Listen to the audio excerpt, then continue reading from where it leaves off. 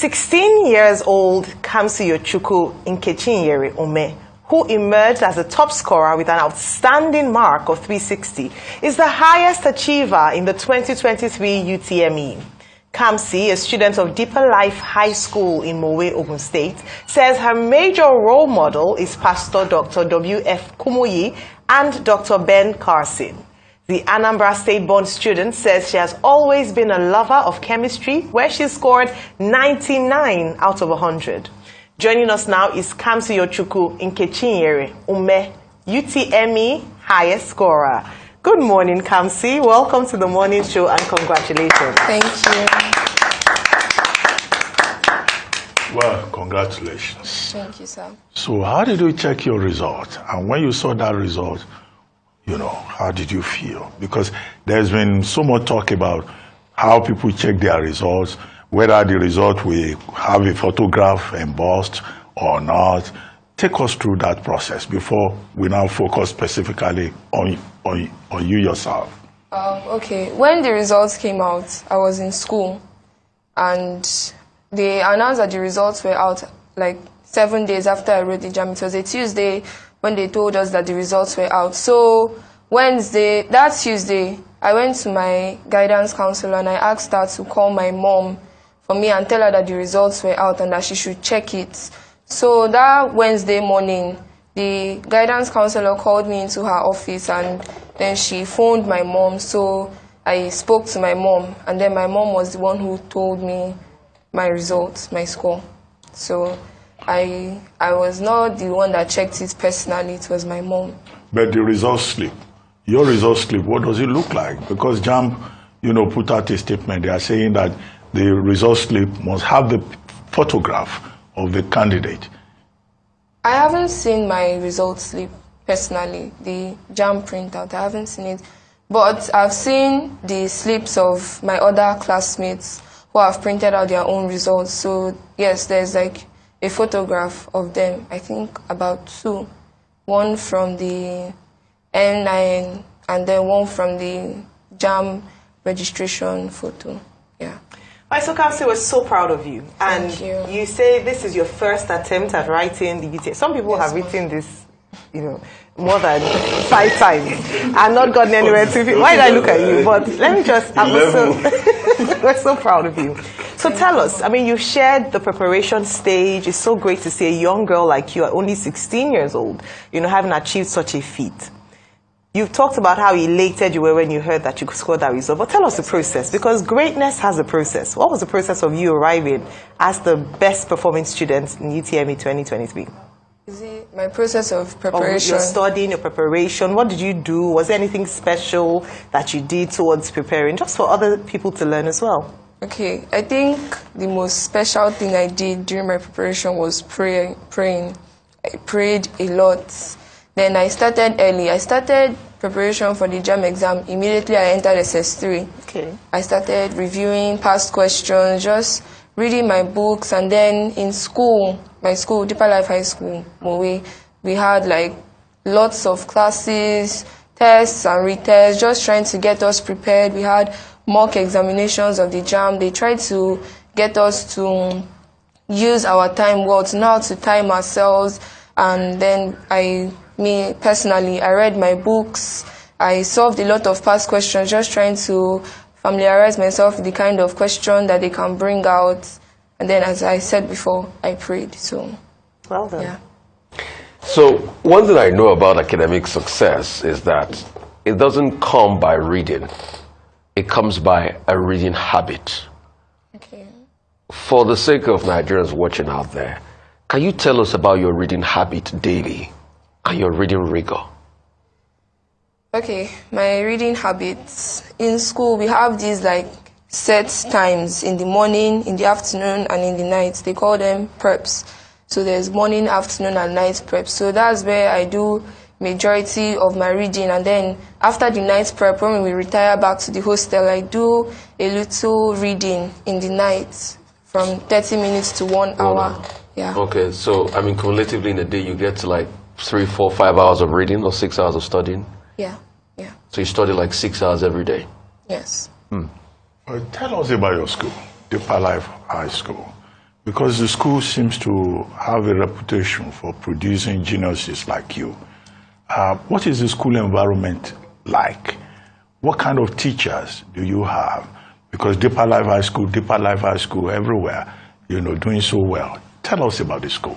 Okay, let me start with the teachers. We have excellent teachers in my school. I've never seen teachers like the ones we have in my school. They are so willing, they want us to succeed at all costs, and they are willing to make any sacrifice. Some of them, they come over, they live in the school, they leave like their houses or wherever they are staying as early as maybe 5 or 6 a.m. and then they can go home as late as maybe 10 or 11 in the night, just trying to teach us, to drill us, to make sure that, okay, these children are set and prepared for this exam. This school environment we are very involved in spiritual activities.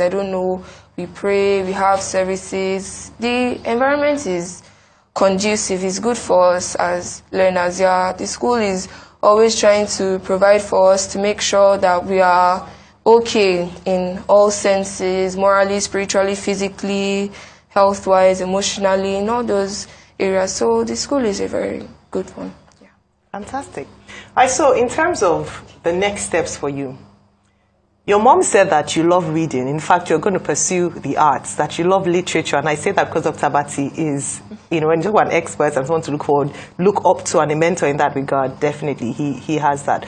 But you decided to go with the sciences, chemical engineering. In fact, in your results, you got 99 out of 100 in chemistry, 98 out of 100 in maths, 97 out of 100 in physics, and then 66 in English language. That's impressive.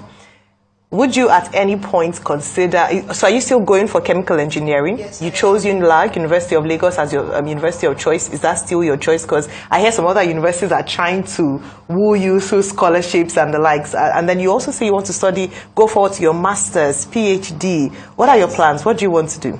Well, I think you said it all. Yes, I'm going to UNILAG, but I'm actually considering other options apart from UNILAG, but like UNILAG is my first choice of university, and then I'm going to study chemical engineering, and then after that I'm looking forward to a master's outside the country, and then my PhD as well outside the country. So those are like my plans. And then for me, reading is not something that I may want to pursue like academically. It's more of a hobby for me. It's like my greatest hobby. What I love to spend my time doing. I love reading literature. Any book I see, I just pick it up and I start looking at it. So it's like a hobby for me. So environment matters in the greatness of somebody. You couldn't have done all of this without the input of your parents. Yes. What role did they play in building this reading culture in you as we speak today? And how can we build that reading culture in our Nigerian society? Because our problem is we don't read. We are not the society that reads any longer. How can we help build that reading culture in society? The role of your parents first, then how can we generally improve reading culture and education in Nigeria? My parents, they were my encouragers, as well as my school. But my parents, they were always encouraging me, always supporting me. I'm a boarder, so they allow our parents to call us during the weekend, and then my parents, they never missed a weekend, always calling, always trying to find out how I am, encouraging me, supporting me. And then during my SS3, I actually did not really have any holidays, but the few that the school gave us, anytime I go home, my mom is like, my parents, my mom and my dad, they are always on my neck. They don't want to allow me to rest. They're like, Kamsi, go and pick up your books. You can also tell them how much you love them and what they mean to you on live TV. It will be good, and speak to them.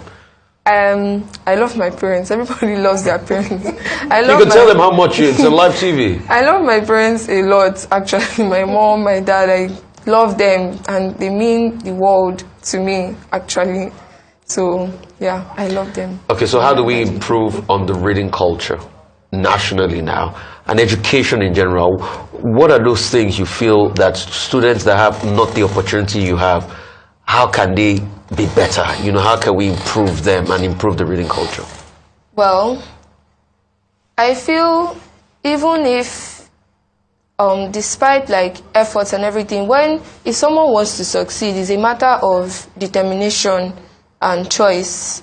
So, but you know, how they can improve the reading culture, they can maybe in schools where students are, they can create like set times for them to read, and they're like, okay, during this time and this time, you guys have to read, you have to pick up your books. And then they should also encourage them to be determined to succeed, because me personally, I feel like despite the efforts that anyone puts in, the environment, the parents, whether or not a student will succeed is a matter of their decision, their choice. If a student is like, okay, I want to succeed, I want to achieve success, the student has to be determined, the student has to choose to succeed. And then after the student has made that choice to succeed, the student has to, you know, put in the effort. So determination helps with that. But then the environment of the students can also help by, you know, encouraging them, throwing in incentives from time to time, and, you know, just helping them, supporting them, Well, something quickly, like that. you've been quoted as saying you admire Pastor Kumuye and also Dr. Ben Carson. Would you like to talk briefly about those two role models? Gifted hands. Yes. You read the book. I have. Okay, let me start with Dr. Ben Carson. Dr. Ben Carson is one of my role models, yes, because he, despite his background, despite where he came from, he has achieved so much. I think I've read all his books, Gifted Hands, Think Big, The Big Picture. I've read those 3 books, and then when I read those books, I feel so inspired, and I'm like, okay, I want to be like this one. And then Pastor Dr. W.F. Kumuyi, he's my greatest role model. Like, when he's the proprietor of my school, so we have like services, deeper life services in my school, and then anytime he comes up on stage to preach, I'm always awed by how he carries himself, how he talks, how he's not afraid to say what needs to be said, and how great he is, and the respect that people have for him. I've not met him personally, but I would really like to. Oh, well, certainly. I'm sure Pastor Kumuyi himself will invite you as a superstar, promoting his legacy with your distinction. Absolutely. Well, thank you so much, Kamsiyochukwu Nkechinyere, Umeh, for your time with us this morning. It was such a pleasure speaking with you on the morning show.